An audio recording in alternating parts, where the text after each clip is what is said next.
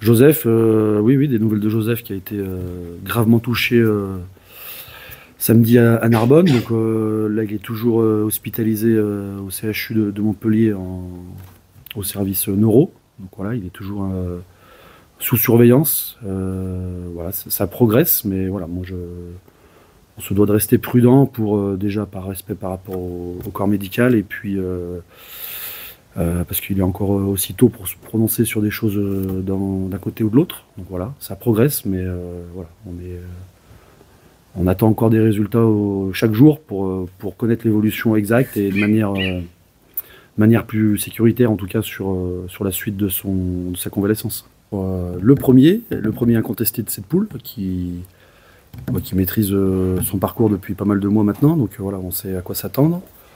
On a pu aussi se confronter à Narbonne ce week-end, qui avait un peu des ambitions identiques. Donc avec ces deux clubs de la région Provence, on sait voilà, qu'ils sont un peu sur un même style de rugby. Il va falloir qu'on soit plus efficace défensivement qu'on ne l'a été contre Narbonne. Je crois que c'est là on a pêché sur le match finalement, et non pas sur la conquête comme beaucoup peuvent le croire.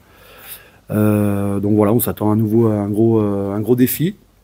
Les joueurs ont su répondre présent dans l'état d'esprit samedi dernier, donc on n'a pas d'inquiétude sur leur état d'esprit qu'ils auront dès vendredi. 3 matchs où on a notamment 2 à domicile où on doit garder notre invincibilité sur 2024. C'est important aussi pour finir sur une bonne note et puis nous aider à préparer de la meilleure façon possible la saison prochaine. Donc voilà, on est encore sur des objectifs de travail sur cette fin de saison. On doit valider des choses et l'idée c'est de mieux terminer que l'année a commencé sur le premier bloc de match au mois de septembre.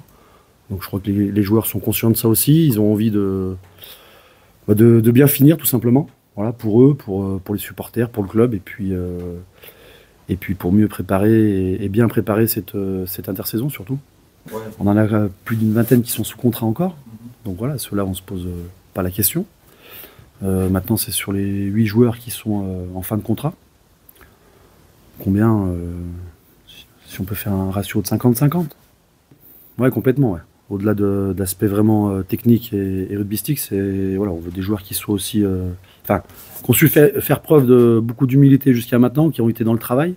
Et c'est 2 choses sur lesquelles on va s'appuyer l'année prochaine. Donc voilà, les joueurs qui ont été bons dans ces 2 secteurs auront de grandes chances de continuer l'aventure avec nous.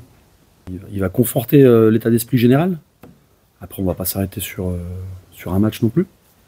Mais oui, c'est forcément quand on reçoit le leader, on attend des joueurs qui soient déjà à la hauteur sur l'état d'esprit. Ça me semble important, surtout à domicile. Donc oui, ça va être aussi un élément important. Ça ne va pas être l'élément prioritaire, mais ça fait partie des matchs sur lesquels on attend aussi que les joueurs soient irréprochables là-dessus, ouais, forcément.